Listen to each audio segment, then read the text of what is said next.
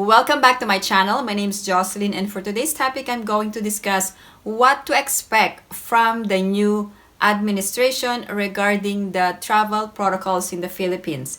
But before we get started, please like this video, and if you haven't subscribed to my channel, please subscribe and hit that notification bell. I always welcome new subscribers.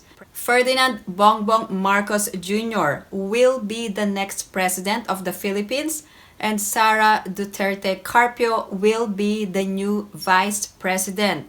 What can we expect from the new administration regarding the travel health protocols for purposes of entry in the Philippines? First, there will be a continuity in terms of implementation of the current travel protocols in the Philippines, meaning to say the Philippines will continue to implement proof of vaccination as a requirement for all foreign nationals. In addition, Filipinos will continue to enjoy a more relaxed travel protocols when going to the Philippines. Given the unpredictability and the viciousness of this virus, ano po ang iyong programa pagdating sa COVID-19? Well, when it comes to COVID-19, ang lagi kong sinasabi dyan, I summarize it very simply. I call it jab to jobs. What we first have to do is to get vaccinated. And we have to roll out the vaccines properly. We have to make sure that the vaccines are effective and safe, have been handled properly. And now we have gotten to the point, the last statistic that I saw was 54 million Filipinos have been nabakunahan na, fully vaccinated na. Hindi pa tayo umaabot dun sa tinatawag na herd immunity. Kailangan talaga natin paabutin ng 70-75%. At sana yung kalagayan na nakikita natin sa Europa, sa ibang bansa, kahit tinatamaan ng Omicron, nag-positive, hindi na lang masyadong pinapansin. Kasi parang flu na lang para sa kanila. Dahil 95% sila vaccinated. Right now, to be specific, is we're in the middle of this crisis. We have to improve our vaccination rollout para talagang, because it seems to be the only solution. In the very beginning of the pandemic, I was trying to find a way that you could balance opening the economy and staying safe. What is your message to people who refuse to be vaccinated? Well, they must understand that we cannot force people to be vaccinated. Karapatan ng tao yan. Hindi mo pwedeng pilitin na mag-vaccinate. Ngunit, sana naman maunawaan nila na kapag sila ay hindi nagpapabakuna, ay yung lahat na nakapaligid sa kanila, pati na yung kanilang mahal sa buhay, kanilang pamilya, mga kaibigan, yung kanilang kabarangay, lahat yan ay linalagay nila at risk yan. Dahil kung sila ay tamaan, ay ikakalat nila yan. Ang statistic ngayon, ang mga nasa ospital na tinamaan ng Omicron na 85% are not vaccinated.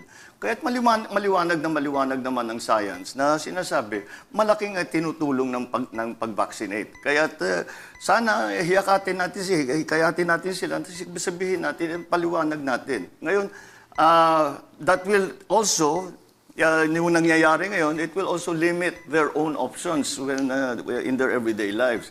Hindi makapunta sa restaurant, hindi makasakay sa public transport, all of these things. So, but rather than punish them, I think we should really convince them that this is important.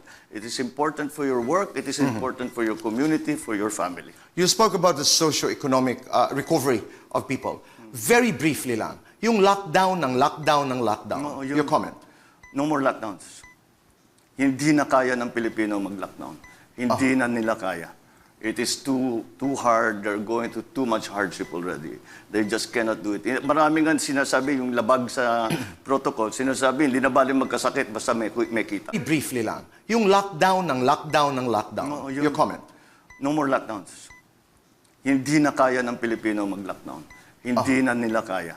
It is too hard. They're going to too much hardship already. They just cannot do it. Maraming nga sinasabi, yung labag sa protocol, sinasabi, hindi na bali magkasakit basta may kita ako.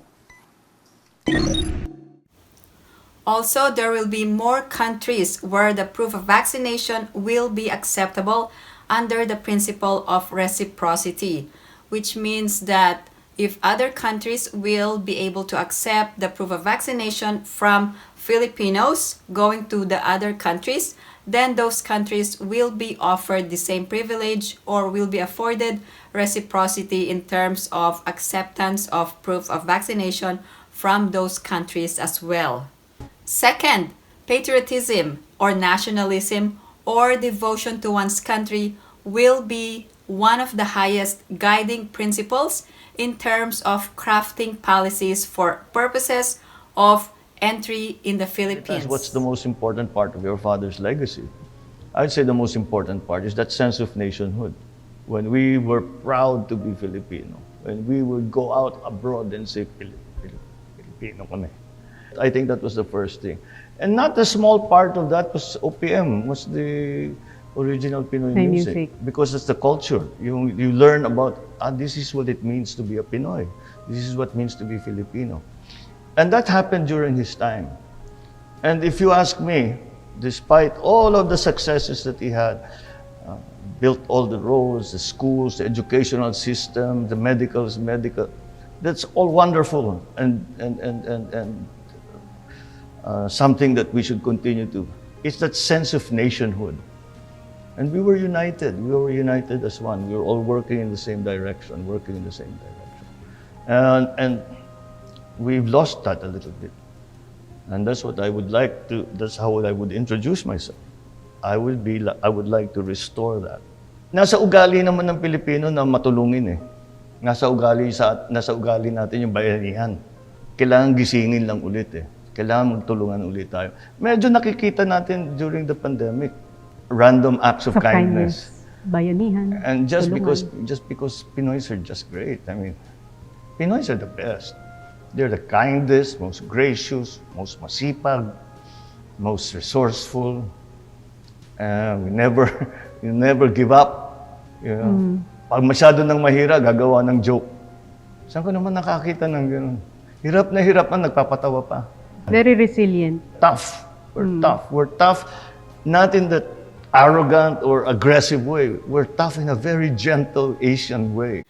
This means that Philippines will continue to implement nationalistic policies such as the implementation or continued implementation of the One Health Pass and the requirement of several travel health protocols such as travel insurance for foreign tourists or other foreign nationals, and the requirement of proof of vaccination and testing requirement from all passengers. Third, Philippines will continue to strengthen its border controls. I am predicting and expecting that the new Philippine immigration law will be implemented before the end of this year. Number 4, Philippines is going to focus on its economy. So the new administration will have to do several things in order to revive the economy of the Philippines and also revive the tourism. Always a little bit more that you can do. So if it's not yet finished, what is it po that you want to continue doing? Helping, just make the Philippines better. With the vaccines coming, what really needs to be done now is to have a plan for the re-emerging Philippine economy. Let me know your thoughts regarding this analysis and what can you expect from the new administration. If you have any other questions or comments, please post them down below and I will get back to you as soon as I can. Again, thank you guys for supporting my channel. And if you haven't liked this video, please give it a big thumbs up. And if you haven't subscribed to my channel, please subscribe and hit that notification bell. I always welcome new subscribers. Thank you guys for watching. I hope everyone is staying safe and have a great day.